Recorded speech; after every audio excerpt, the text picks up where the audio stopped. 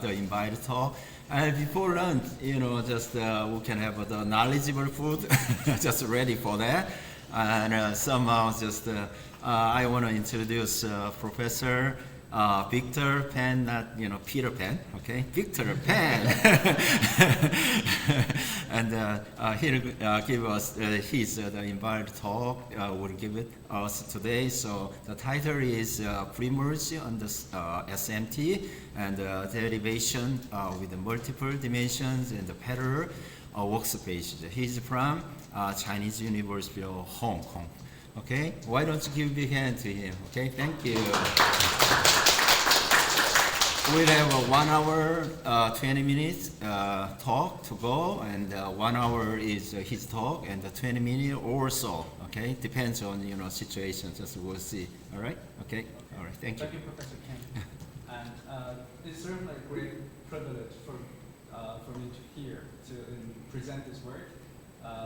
So I just want to express my gratitude to SMOG and also International University for inviting me to. And also this is the last talk before lunch, so I just want to make myself really clear and less lengthy so that we can enjoy our lunch.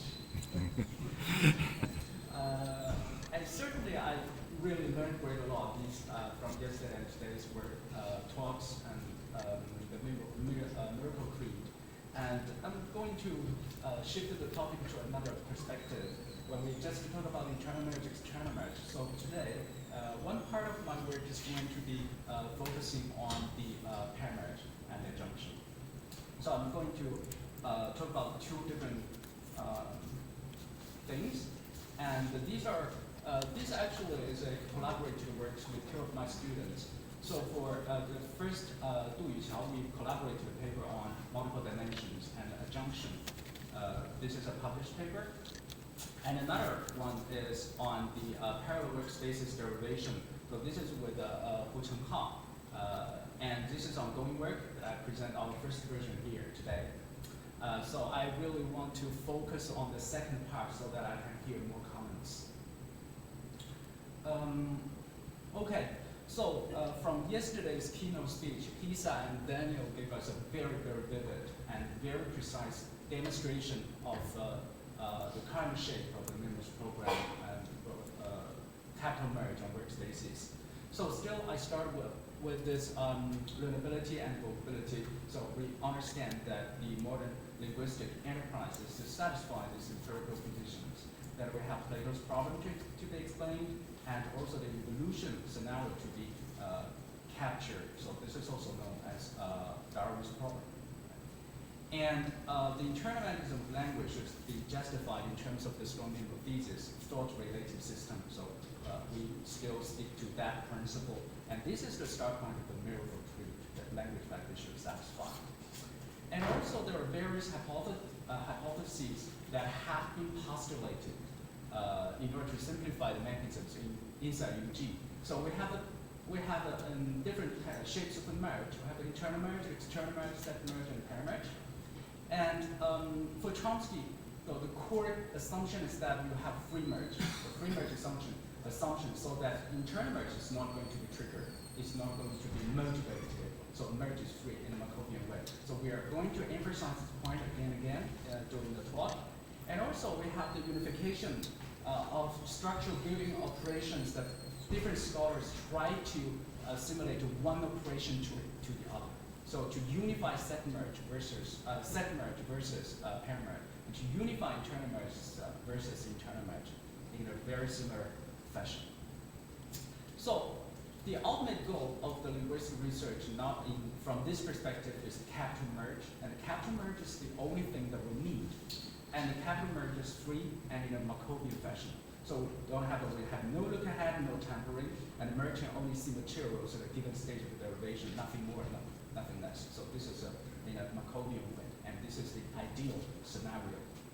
However, we really want to achieve. So this is beyond explanatory adequacy. We understand why this is biolinguistically and biologically why this is a merge. But still, we don't want to lose the previously captured or reach the distributive adequacy. We still have a number of very complicated language phenomena to be accounted for, right?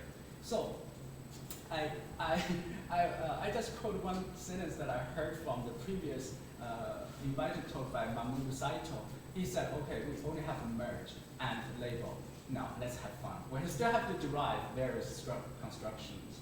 So although we understand that a happy merge is the simplest operation and just to combine two elements, okay? So this is the core of merge. But we still have, we want to say that there are other properties of language, properties of language that can eventually interact with merge. So they're not really regarded as the intrinsic properties of merge itself, but they are other properties of language and they work together with merge. So these properties cannot be viewed actually as constraints that condition merge, because merge is not conditioned, merge is free, okay? And the apparently observed restrictions applicable to merge can only be viewed as consequences of other properties of language. And those consequences or those factors include the third factor constraints like resource restriction. And also we have certain interface conditions like the output of syntax are subject to a strong variation at interfaces like CI component to CI interface. Okay, and very importantly, the second point I'm going to highlight a little bit later. So syntax can derive what we call syntactically deviant structures, and they are going to be filtered or they're going to be given an appropriate interpretation by interface CI interface. Okay, so in this paper, I'm going to highlight two previously mentioned two properties of language that can interact with merge. One is dimension, the other one is workspace. So we're based on Chomsky's assumptions on dimension and on workspace, and we're going to develop a kind of a very, I'm trying to show a real picture how it can be accommodated onto the current shape of the universe program with the multiple dimensional derivation model and multiple workspace derivation model. Okay, so the talk is going to be organized in this way.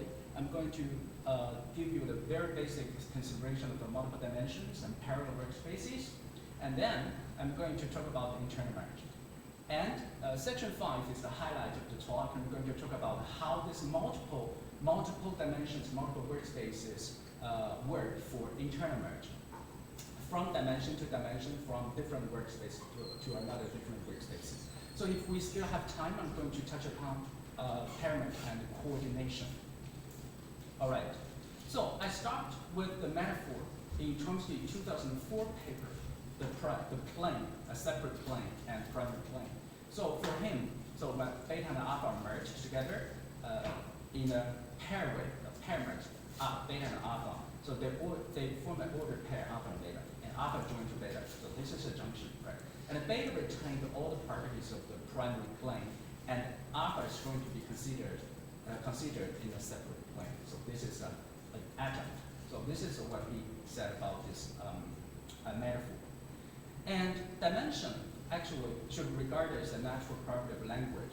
So he also highlights in different places in his UCLA lectures and in all those later papers that internal structures need not to be limited to two dimensions, just like computer screen. So when you externally merge two things, they establish that two dimension, okay? And adjuncts can occupy other dimensions, modifiers. So for instance, if you say I met someone young, happy to go to college, terrible waste his time. So this is the output yields an n-dimensional structure containing different adjuncts. So labeling algorithm. So under the current version of the labeling algorithm, when you set merge XDYP, the label cannot be determined. So you have two different solutions. Either one of the two phrases moves away, so the other one labels, or critical shared feature of these two phrases can label the syntactic object resulting from the merge. Okay. However, this is very difficult to be applied to a junction for obvious reasons, because we understand that if you don't assume that adjunct can be popularized if you assume that standard adjunction is modified, modification relation should be very local. You are not supposed to move an adjunct to another adjunct position. So that's why internal pair merge is not possible, is not observed in human language. So moving an adjunct away is not always a feasible solution. On the other hand, for the agreement features, adjuncts do not always agree with its host B, different from this specifier merging with the TP. That's the shared features by five, so that's another story. And for Chomsky, he just has one very minor point which inspires my work later. So he said that for young man, young will be adjoined to man, but you don't see it in the labeling because it's off in some other dimension. So this is the quotation from his work. Okay, based on this, with the do, we have a previous first version of this multidimensional work, and we just want to say that dimension is not workspace and dimension is not phase. They are different things. So the original dimension is not workspace. Workspace is an area in which that you can merge things. But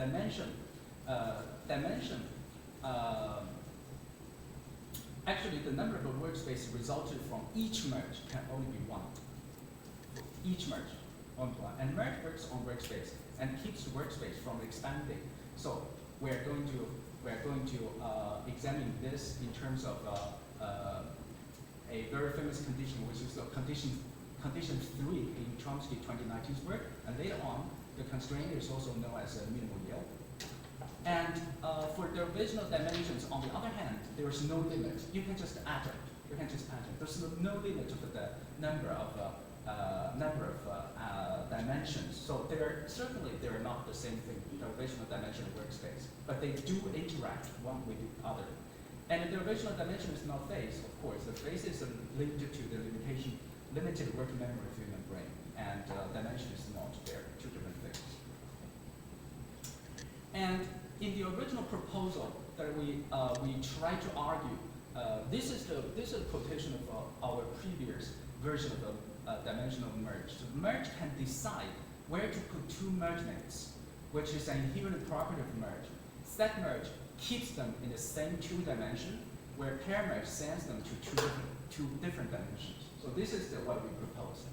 However, the issue is the following. The issue is that this is still not ideal, because we ask merge to do more than just combining two different things.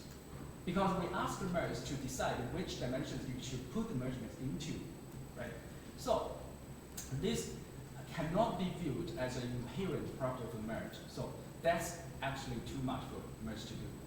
So the revised proposal should be something very similar to, for instance, when two lexical items merge. If you just think about the first merge should always be what we call self-projection. Because you have to, when you merge two things, one is the phrase, one is the head, and the phrase should be projected itself, right? So they already established a two dimension already. From the second merge on, if the two merge mates are from the same two dimension, it is set merge because they are staying in the same set dimension, two dimension. But if they're from different dimensions, and then that is pair merge. So lexical items can be located in different dimensions. They can be merged from different dimensions. So in this case, why this is very important, we bother just to revise them again and again.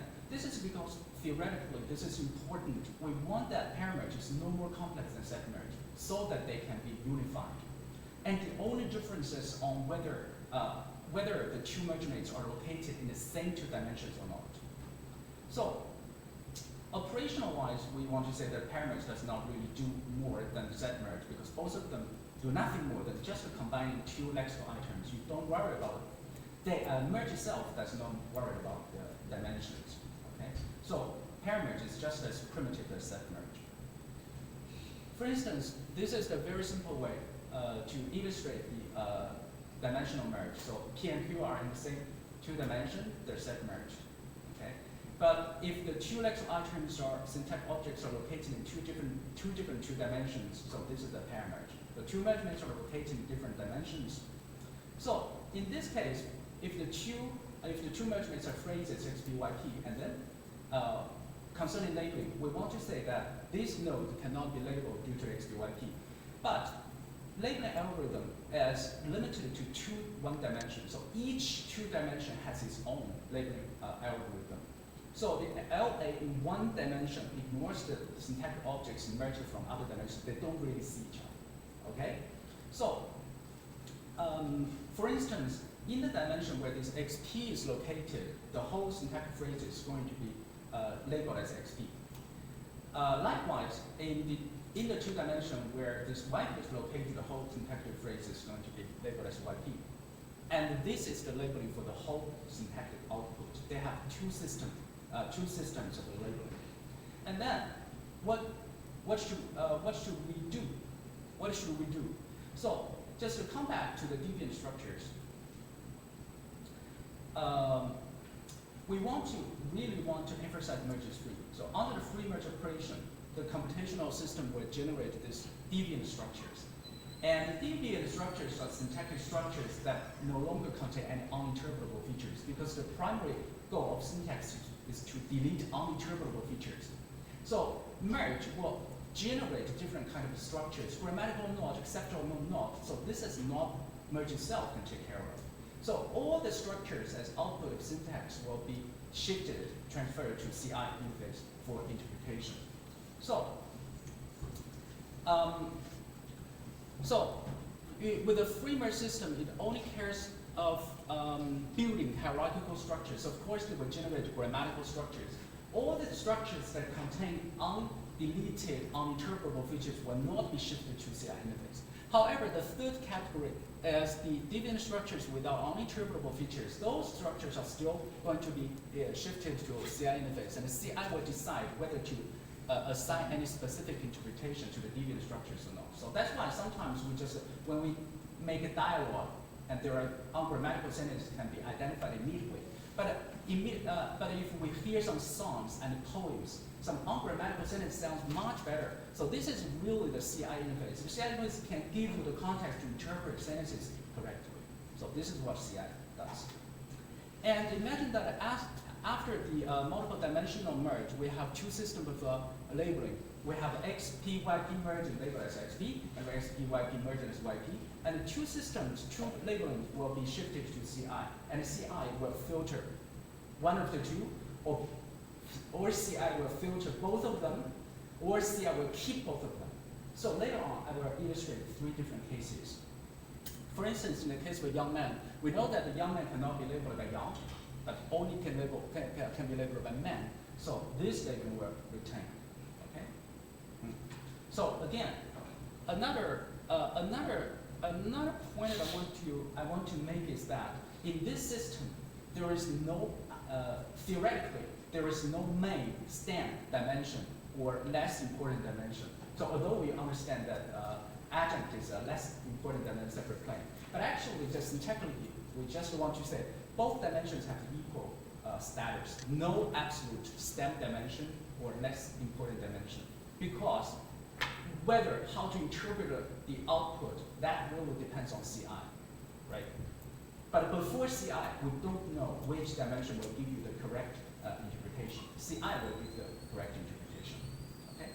So here there are two different questions. So CI component must be able to make a distinction between the SO formed by set merge and formed by pair merge. Why?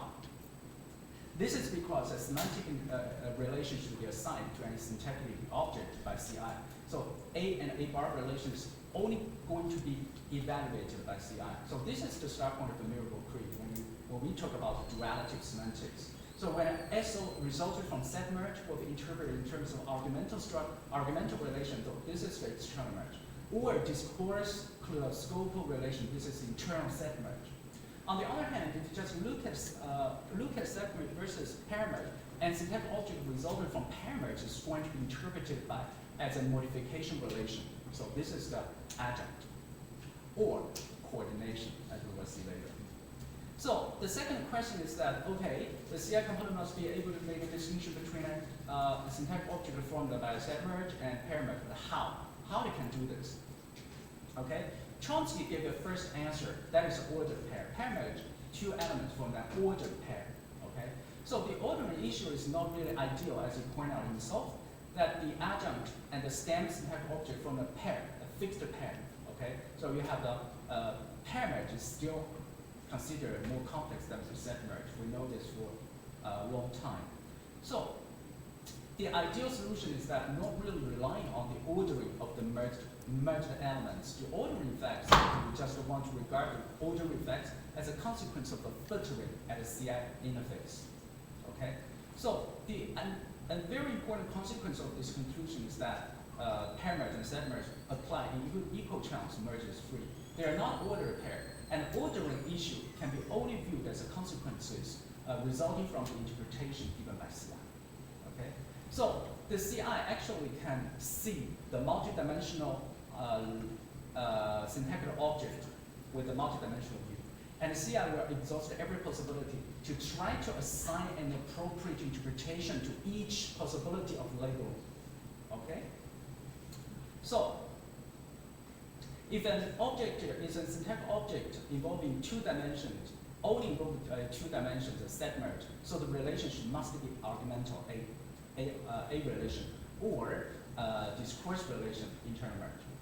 If the CI will see that the unsyntactic object involves multiple dimensions, and then it will assign modification relation. This is how CI can see this, not predetermined as order pair, but the CI can see how those things are merged. So there is a couple of case studies. I just want to illustrate very quickly to save some time for workspaces. So this is a very simple junction like Japanese relative clauses often observed in Japanese and Chinese, that you have a TP, which is merged with NP, which becomes a modifier of NP.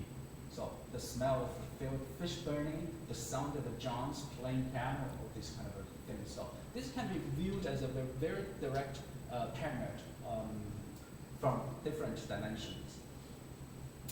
And John is a happy young man, so we are going to derive different adjunction structures. So happy young man, happy and young, both of them modify man. So there is no relationship between happy and young.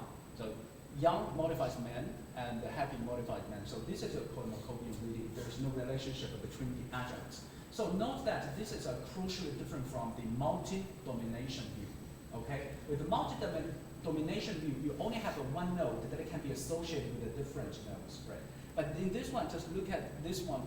For each node, it only dominates 2 branches, and you still have a scope relationship established between or among different adjuncts. So this is crucially different from multi-dimensional view, a multi-domination view. And the non-Markovian reading is something like this. You have a relationship, you have a modification relationship established among different adjuncts. So here, he runs extremely fast, so extremely modifies fast, and extremely fast and modifies run. So in this way, this is called non-Markovian reading that actually extremely pair merged with fast. They already form a different dimensional, and then modifies the matrix clause. All right.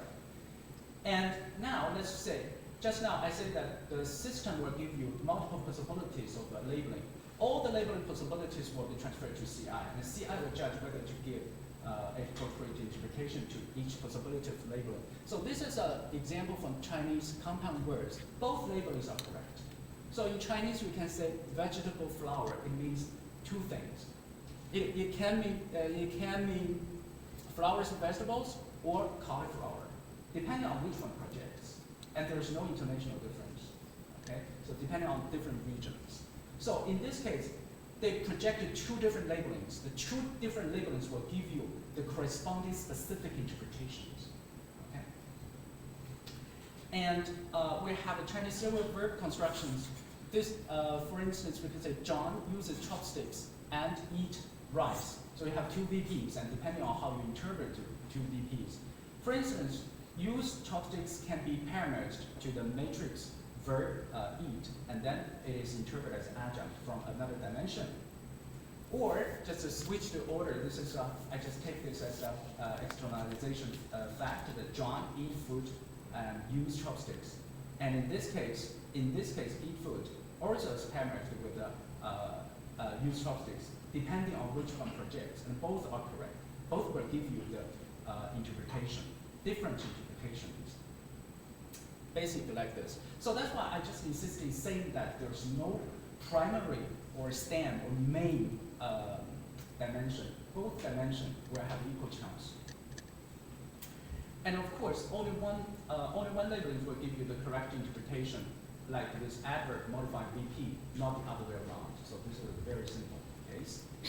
And I want to just skip this example a little bit redundant. And of course, we have the extreme case in which that both labelings will be wrong. Neither labeling gives you the right interpretation. Like adjective cannot modify verb, and VT cannot modify adjective for the same reason. Right? So, and also, I just want to remind the Aspen, Kitahara, and Series work on this pair merge. So pair merge can be, pair merge analysis of hand movement. So hand movement can be regarded as in this way with pair merge. So we can just imagine that when you have a C and T merged together, T is going to be pair merged to C from another dimension. This will give you the correct interpretation because the resulting phrase is going to be a CP, and the sentence is interpreted as a question. So this is the correct interpretation. Of course, you can say that now. What about when you merge the T and C? Or how about if the C projects? How about the T project? And if T projects, it will give you the wrong interpretation. We'll never get this. If T projects, you will get something like this. The whole interpretation is TP with the CP parameters to T. This is completely uninterpretable by CI interface. But note that this syntactic tree has no problem in itself, because all the uninterpretable features have already been deleted. And then this does not make sense for the interpretation. So this is one of the possibilities. Okay, so for parallel workspaces model, we just want to emphasize the sideward merge. So we understand that Chomsky tries to say so many times the parallel merge for multi-domination is not merged, and the sideways is not merged. They're just different shapes of merge. They are not really different types of merge. Okay, so this is a sideward merge, sideward movement. So they have to capture something from an already constructed tree and be remerged with something else. Okay? So from the view of Chomsky, sideward merge contains different steps, just like internal merge is reformulated in the sense of a copy plus merge plus from the chain, right? Different from external merge. So essentially, if you look at the workspace, if you do this internal merge, X2 will be copied, and then external merge takes elements and form a set. So the workspace is reduced by 1, 2 from 1. And internal merge actually keeps the workspace the same size. There's no expansion; keeps the same size. Okay. But if you look at how we do this, sideward merge. So Chomsky actually mentions the size of a workspace with the condition 3 that restricts the computational resources. Okay. So we are only supposed to contract the workspace, not expand it, not extend it. So this is the idea of the minimal year later. So we have different versions to say exactly the same thing. So in this sense, if you look at how this sideward merge works, look at the sideward merge here. Step number 1, you copy Q inside the same workspace. At this moment, you actually expand the workspace compared with the original shape of workspace. So actually, this step is not ideal because it violates actually condition 3 at this moment. Okay. The same thing applies for internal merge, just movement internal merge. If you regard internal merge also as a copy and remerge process, you also expand workspace in this precisely in this time, in this step to have a copy key. Now. We have empirical evidence in support of the multiple workspaces view because we know that subject and adjunct must be merged independently from the matrix. They cannot really be merged separately. different from complement. So that's why William Glegg, 1999, just proposes you have different types of, you have a multiple transfer. Why? Because the subject and adjunct must be transferred differently. And then we have a phase theory which tries to capture the same. Similarly, we have a multiple transfer, multiple spread out. Okay. So based on this point, we want to say that actually every time if you want to move something, internal merge something, or sideward merge something, you actually detach. You select one element from the original workspace and to put it in another workspace. So the formulation is something like this. So imagine you have two workspaces. Search the minimal search. The search in workspace 2 reaches x1 in workspace 1, and then this x1 element is going to be copied and to be placed in the parallel workspace. And inside each workspace, they can build structures simultaneously. Okay, and this, in workspace 2, precisely here, in workspace 2, you can have other elements, lexical items, and nothing can prevent x1 from further merging with the lexical items inside workspace 2. So this is how this multiple workspace works. Okay.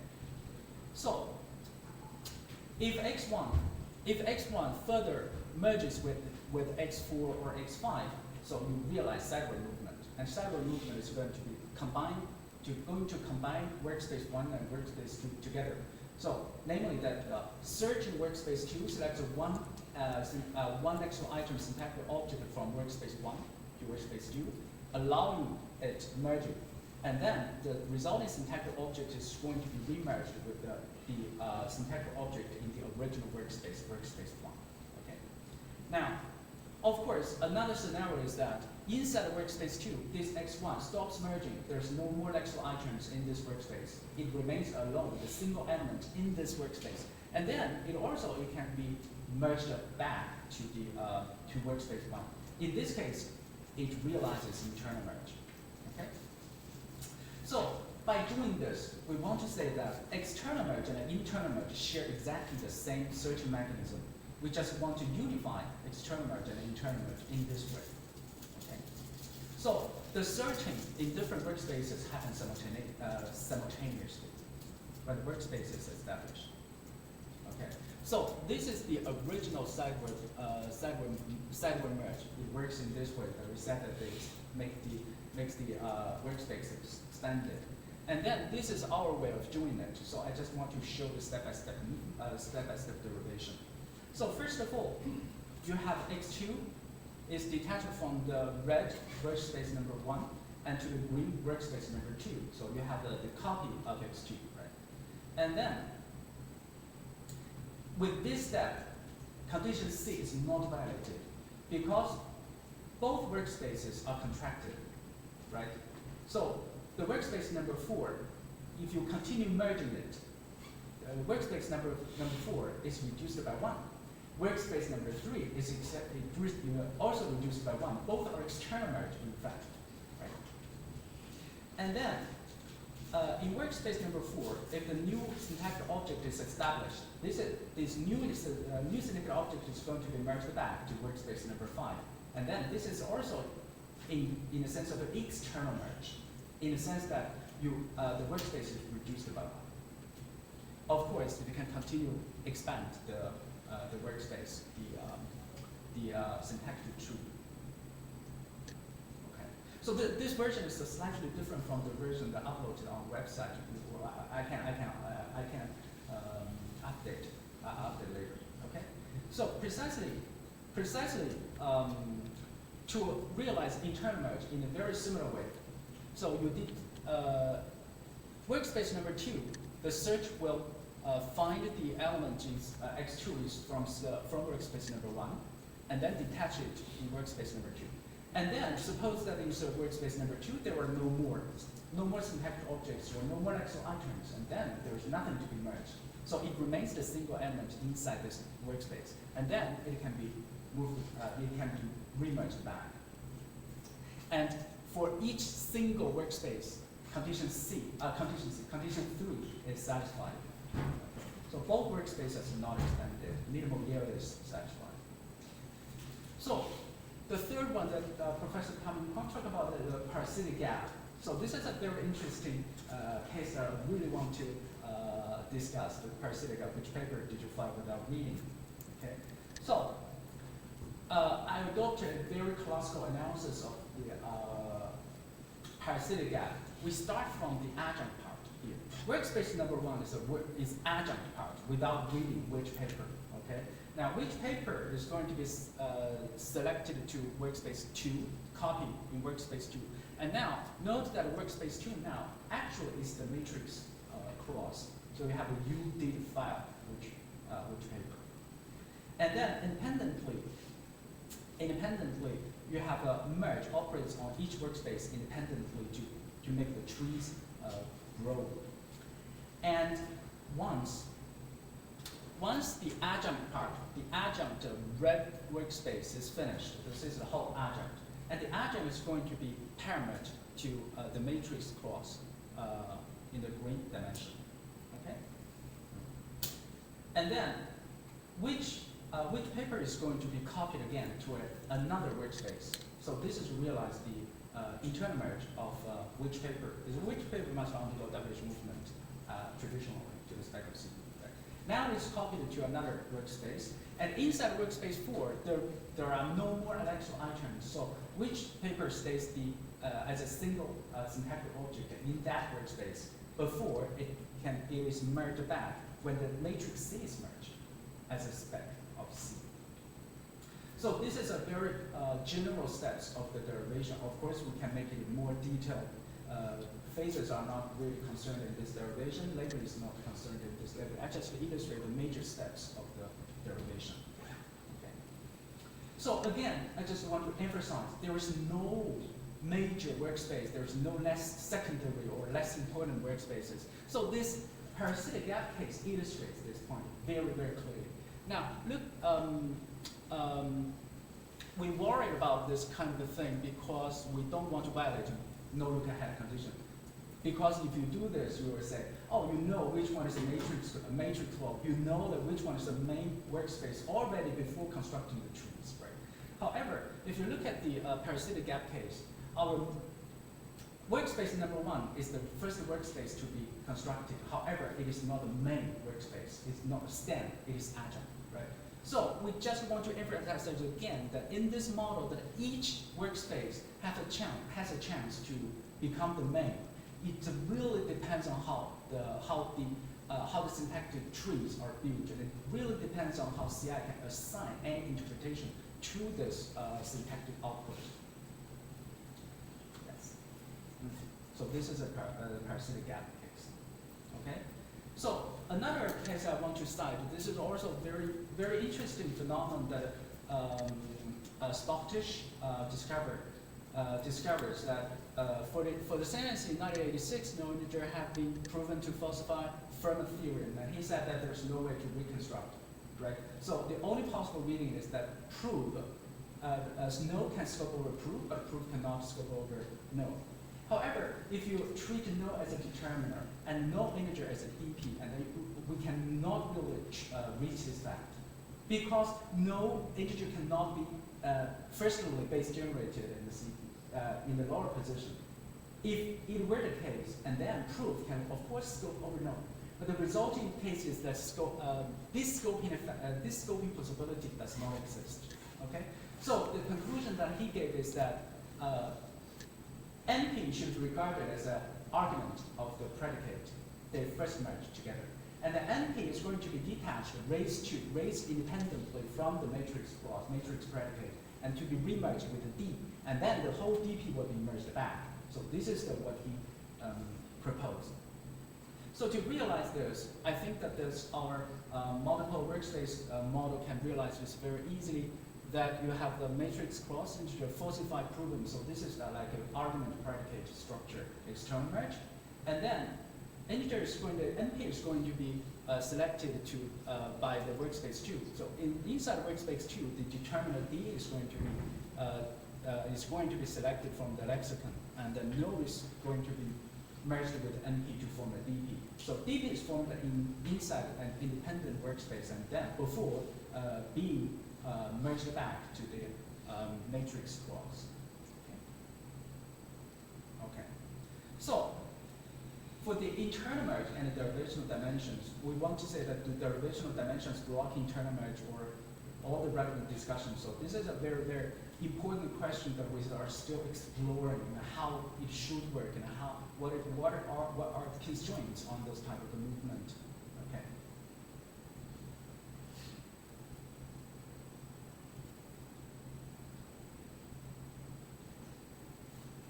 So internal merge, we have internal set merge. We never worry about internal set merge because internal set merge is possible enough that both of them are staying in the same two dimension.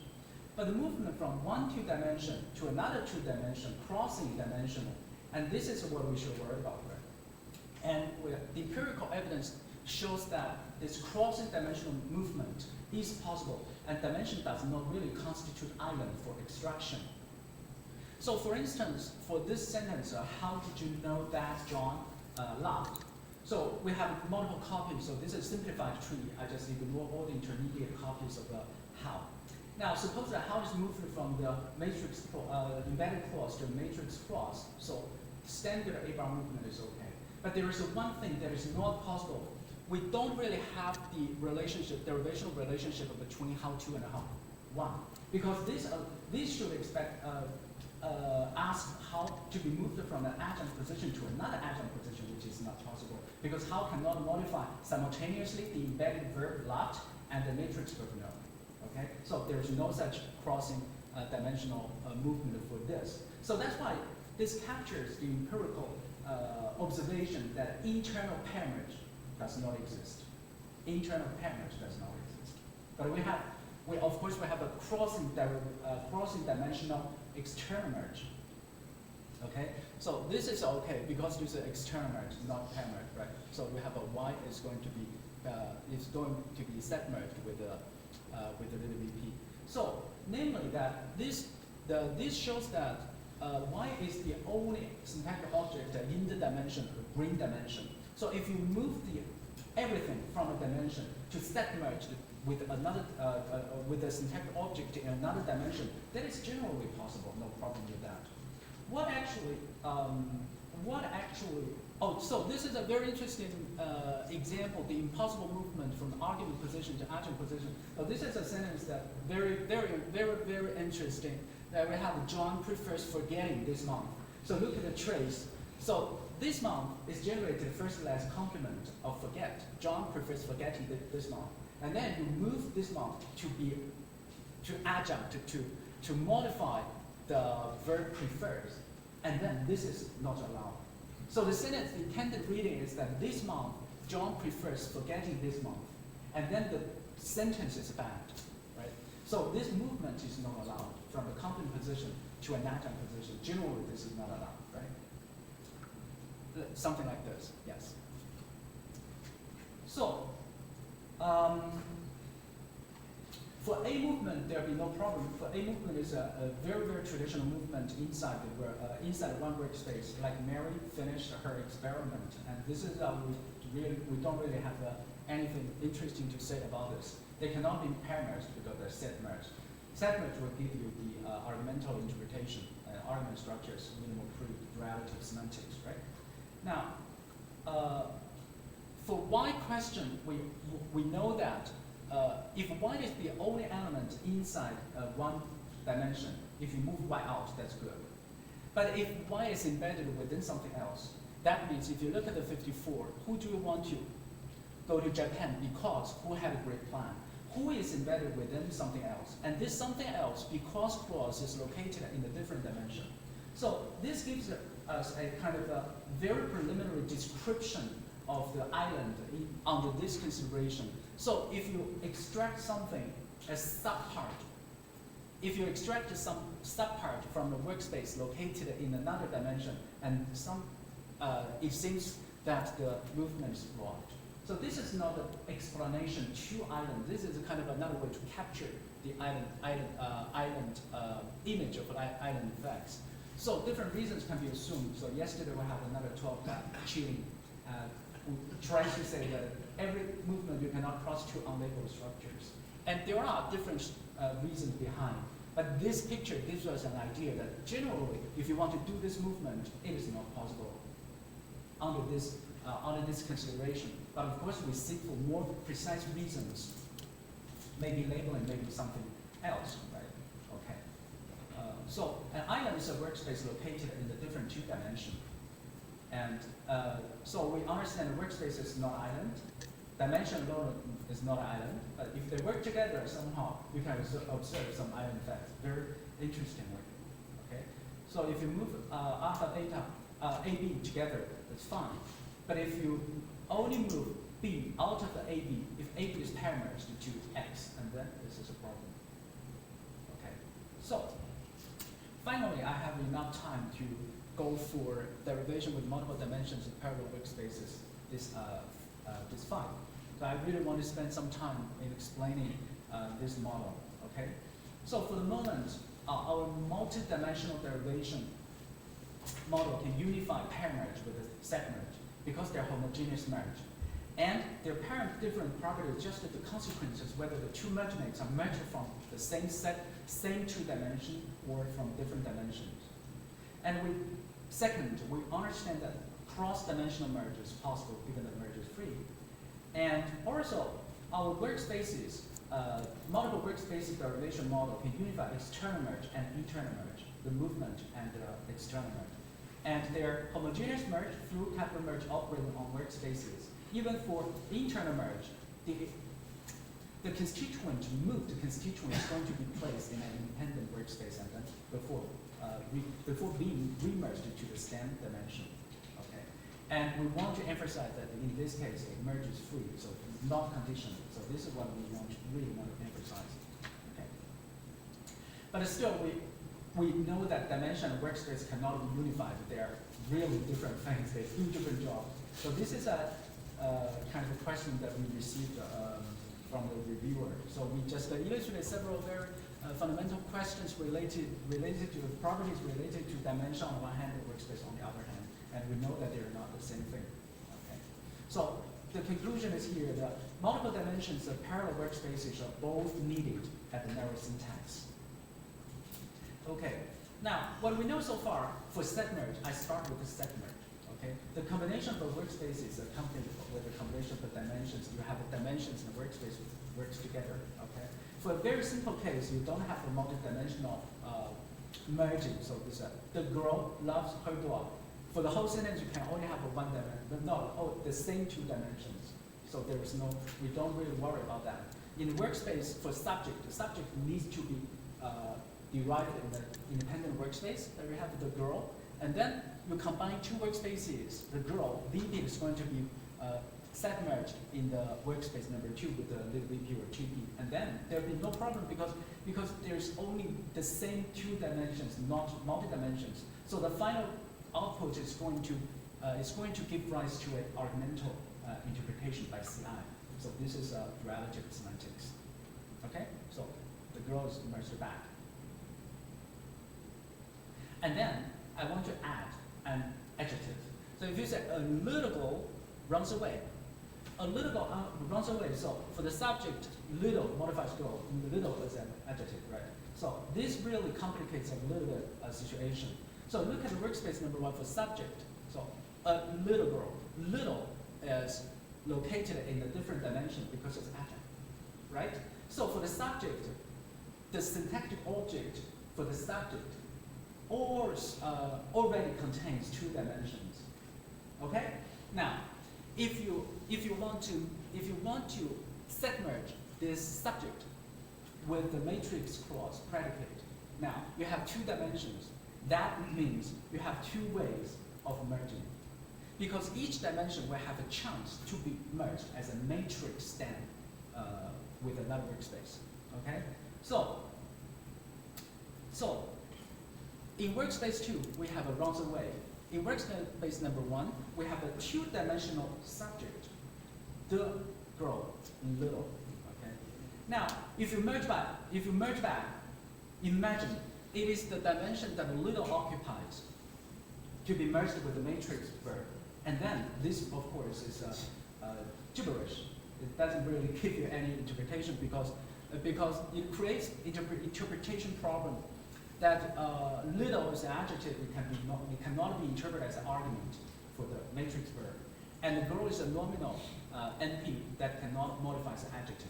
So you have all this, imagine how I formulate the ungrammaticality of the sentence. It is not in terms of syntax. It's real in terms of interpretation. You cannot assign this kind of a structure and appropriate interpretation. So we understand that the correct way of achieving to reach this is to merge the dimension that a girl occupies directly as an argument with the little VP. So here, the final syntactic object is still multidimensional, and little only modifies girl. So this will give you the correct modification interpretation and argumental interpretation as well. So this way of merging will capture the duality of semantics. Okay, so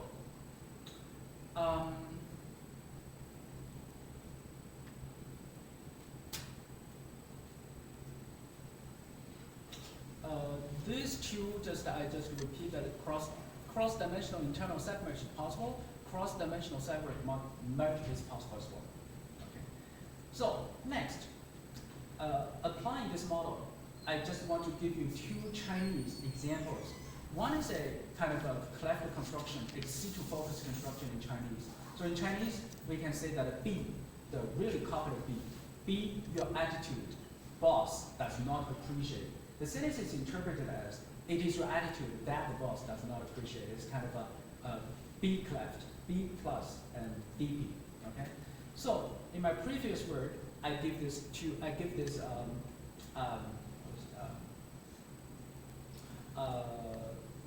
not monoclausal, biclausal analysis, right? So I give you a biclausal analysis, because there's a debate between monoclausal analysis and the biclausal analysis. I just give you some evidence previously that sh cannot be regarded as focus marker, which does not project the focus projection, so on and so forth. Sh is just a copular, which is the head of V, and which is merged with the DP. Okay. Now, how do you achieve this? I didn't really specify previously, but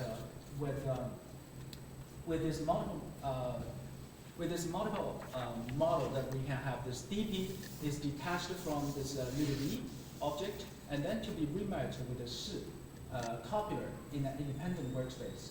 And then the whole workspace can be expanded, not expanded, can be further projected to a TP, and this TP will be further remerged with the focus head to form a focus construction. Okay? And very interestingly, adjuncts can also be focalized. So adjuncts is a parameter from other dimensions. So this is where we can have different dimensions. So you can say it is yesterday afternoon that John didn't come, right? Yesterday afternoon is an adjunct. So it is firstly parametered with the matrix clause. Okay? From the perspective of dimension, yesterday is base generated as adjunct of the embedded verb, and then it is shifted to another, it is copied to another workspace before it is parametered again back. Okay? So you have a yesterday afternoon is merged with the VP come, and then yesterday afternoon is copied to another independent workspace. Okay? So note that yesterday afternoon is parametered firstly to the inside workspace number 1. It is detached to a workspace number 2, and it can be further set-merged with other elements. It is yesterday afternoon. It becomes a complement, so this is set-merged. And then the whole structure is going to be merged back to a projected focus phrase. So it is yesterday afternoon becomes the specifier of focus P. Okay. So this is how it works. Another case I really want to also share this analysis with you. So this is a new analysis that we developed for tag questions in Chinese. So for the reason of time, I will not give you the full-fledged analysis of this tag question. So if you say in Chinese, her younger brother won a prize Is that possible? So actually in Chinese, it is a single sentence. We translate it in two parts, but it actually is a single sentence. So the younger brother won the prize. Is that possible? So we just want to say there is a movement analysis involved in this derivation, that his younger brother wants a prize, firstly merged as a specifier for the VP, possible or not. So we have the matrix predicate possible or not. And then your uncle's movement, A-bar movement to a topic position. So basically this is the idea. We are just assume there's a movement involved in this derivation for different reasons. Okay? Now, please look at this example. This example is very, very interesting. So you have a sentential adverb. You say, allegedly, younger brother won the prize, possible or not. So this is a single sentence in Chinese. But if you just look at the scope interaction between the adverb allegedly and the possible or not, they cannot scope each other. Not even just one of the two. This just cannot. You cannot. The sentence cannot be interpreted as it is possible that her younger brother was alleged to win the prize. The sentence doesn't mean that.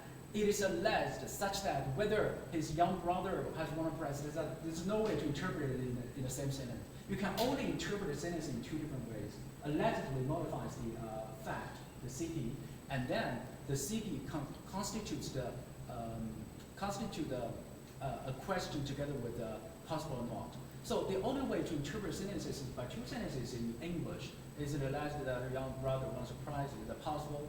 Okay. So this is the example. So we see that I use this title to illustrate this overlap. The CP part, her younger brother won a prize, overlaps with the two different things, and the two different things do not scope each other. Okay. So, and by illustrating this, we have an additional argument here. So, allegedly cannot really be compatible with the question. You cannot say allegedly John, like or not, stay work late. Okay? You cannot achieve this independently. So, how to derive this? I want to derive this with parallel workspaces that I just want to illustrate in a very simplified way. That possible or not in workspace number 2, and the matrix clause, the her brother wins a prize in workspace number 1. And independently, two different trees grow up inside each workspace. Okay? Now, importantly, this workspace number 1, younger brother won a prize, is going to be remerged with the workspace number 2, go back to the matrix clause. And then, another copy, you have a copy workspace, original workspace number 1, it's going to be merged with the adverb, sentential adverb. Okay? You have the different copies, but the same thing there. So, you pair-merge allegedly with younger brother won a prize. So this constitutes a multidimensional syntactic object. Then, the final step, you combine these two workspaces. This allegedly younger brother wins a prize, is going to be set-merged with syntactic object topic phrase in workspace number 2 to give you this image. Okay? So you see that there were two different copies. The higher copy is scoped over by allegedly, and allegedly cannot scope over possible or not. But possible or not is constituted question together with the younger brother in the lower copy, but they're the same copy. So originally, you can achieve this by sideward movement or sideward merge. But if you do not really allow the sideward merge due to condition 3, we can try with the parallel workspaces. So I think that, yes, I said all this. So I just want to take 2 minutes to talk about pair-merging coordination. So I think that this is not a new idea. So everyone, I think that we agree, not everyone, but we agree that Nina yesterday just specifically said this G-set analysis of the non-argumental taking relation established, and you have a unification of the coordination modification. So I think that we take it as an analysis for coordination and junction. So the idea is very simple. I just want to try to assimilate coordination to junction. I just want to say that they're pair-merged. coordination is parameter structure. And when the parameter structure is shifted to CI interface, and then what CI interface can do is try to assign a very specific interpretation to these coordinate structures. Okay? So there are two possibilities. If CI will try every possibility to establish a very concrete relationship between two coordinated elements. If CI fails in identifying any specific relationship between the coordinated elements, CI will assign a so-called coordination interpretation as default. Because the coordination relationship is really very primitive interpretation, that when you don't know what's the relationship between the two, you say they're together, coordination. So this is can be seen in many different sentences, like zero verb construction, that Mary likes listening to music, and eating apple. So you can interpret these two actions as isolated actions, or you can just interpret the two actions as a modification. Mary likes eating apples while listening to music. Right? So these two readings are available. So we want to say that coordination is kind of a primitive interpretation assigned by CI, where CI has no idea what's the concrete relationship that can be established between these two. Just like in Neo-Davisonian semantics that really make this coordinated in a very similar sense here, in a simple sense. Okay? So, for instance, in Chinese, if you just put this cherry and tomato together, you can have coordinated reading. Cherries and tomato I like both very much. Or you can just have parameers, the modification relation, meaning tomatoes, cherry tomatoes, meaning tomatoes. You have two different interpretations, okay? So, and in many languages, we know that a coordinator is not really obligatory. Or you have a modification modifier suffix. Oh, I think that's all that I want to explore in this talk. So, thank you very much. Yeah, thank you very much. Just talking about the multi-dimensional derivation, which unites pair merge and set merge, focusing on especially the pair merge. And we have actually 15 minutes around for the Q&A time. So anybody has, okay? Okay, you first. Okay. Yeah, thanks. Thanks, I'm so honored now. Thanks, Victor, for the wonderful talk. There's so much food for thought there. And since you are really diving into uncharted territory here, I hope my questions don't sound too stupid and naive. I have two questions, one more general, the other a bit more technical. The first question has to do with one of the remarks that you have made at the very beginning of the talk. You mentioned when you were trying to differentiate phases from dimensions, you mentioned that phases were limited by human memory or brain, whereas dimensions were not. And my question is why? To be more specific, when you build different dimensions, and when a derivation or when a subderivation in one of the dimensions is completed, where do you put it when you derive other things? Actually, this is we just had a very precise debate inside my working team that we just want to try, or we still try to figure out the interaction between workspace and the dimensions. And workspace has been proposed to be linked to phases, first of all, that phases limited to, and the phases cannot be really expanded without limitation, right? And I think that if you just have a one dimension, to look at it this way, inside one, two dimension, these two dimension has, I think, must be subject to working memory. Because inside this dimension, you can have different phases right now. However, if you look at the derivational dimension, the number of dimensions that you cannot have a limitation in the sense that, you don't have the longest sentence in the world that you have you can make all the modifiers there. Yeah, but that's the competence. What about performance? I mean, when we talk about working memory, we're really talking about performance, right? And I think that primarily when we talk about phases, whether really a phase is really affected by working memory related to performance, this is debatable because we understand that we want to use the third factor reasons to justify phases, just like resource restrictions, right? When you don't want, when in the case that you don't really want that phases exist in this way, you still want to say that at a certain point the derivation must be cut into different portions. I see. This is one point. Another point is that if you don't want to rely on working memory, you still have to say, okay, I have a limited resources, and these limited resources cannot be just be accessible all the time by the computational system. So from that point, we're not very clear which one really gives you the ideal picture that can reflect the internal property dimensions. If we just compare these two, yes, performance linked.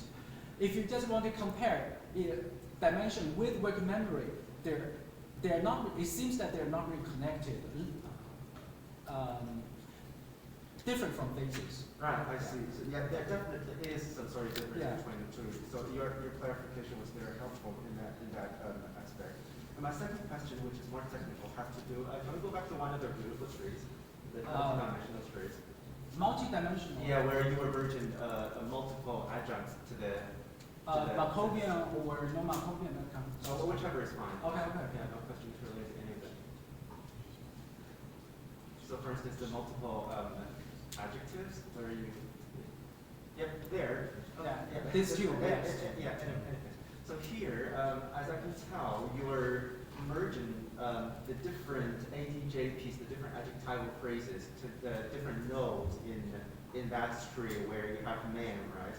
And are you committed to some sort of ordering between, in which those different adjuncts are merged, or does this have any consequence for your theory? Yes, I think that this is a very, very good question, and I try to capture what people like Qinghui proposes for the hierarchy of the adjectives. And we know that adjectives can only occur with a certain order, but that order can only be reflected in terms of a hierarchy rather than linearization, externalization. So the importance in this tree is that I really want to say it is not multi-domination. I don't want the multiple branches to be dominated by one single node. Okay, so I still want to capture the scoping interaction among different adjectives, because they really give you the different scoping effects. They're not really parallel in this way, right? Well, what are the scoping effects in this case? In some languages, some adjectives cannot be, the order of adjectives cannot be different. Stage level. Very, very strict. So it sounds like the adjuncts are not all a homogeneous category, right? Yes, yeah. We must make a distinction. Young happy man cannot be. Young happy man is not good in English. Okay. Thanks. So this, I just wanted to make sure that this is part of the design of their theory, right? Yeah. Okay. Yes, but still, I'll find a way to try to capture the hierarchy of those adjectives. Right. Thanks for the clarifications. Thanks. Okay, any other? Okay. Oh, Professor Bob? Okay. Yeah, your talk reminds me of like a buzzword when I was a student, like a don't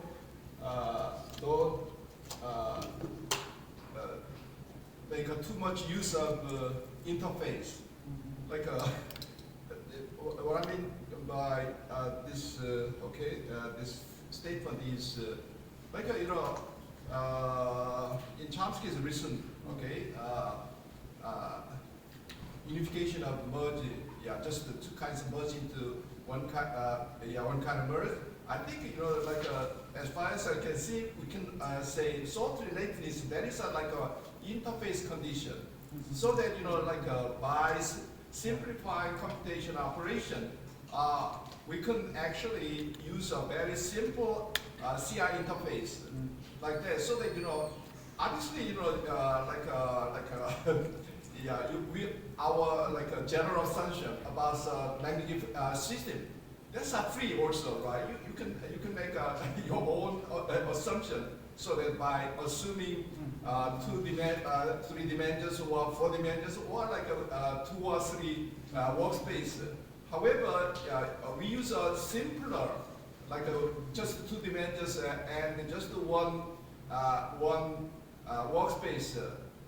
We can find like Chomsky's yes, like a CI sort relate this idea, so that by just allowing your different system, then we lose a lot of things. That might be my suspect. So that what you think about it? Yeah, I think that's what we pursued for many years, that we do this. So for the pair-merge thing and the internal merge, that we don't really need additional tools, right?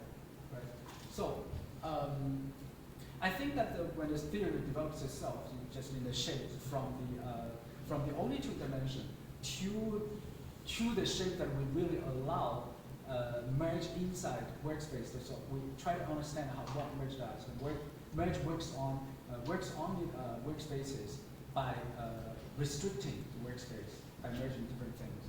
Yes. So I think that we have a different ways of capturing the originally old observed facts. Of course, and that is the difficulty that we met when the first time the minimal program was introduced. In the sense that we want that the content inside UG is minimal, and then all the facts still have to be derived. So we rely on interface, or we rely on third factor. So we shift the burden to the others. So that is really the question: how much we want to that UG have, and how much that can be kept in UG. Yes. So I think that we pursue both possibilities simultaneously.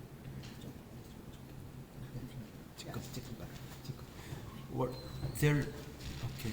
Or also just in a Zoom, there is another questions on there. So just would you click on there, and then first of all, after that, just we can go. Okay. Sorry.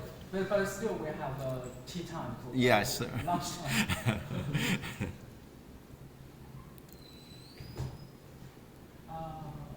Would you explain more about the operation that adds and creates dimensions?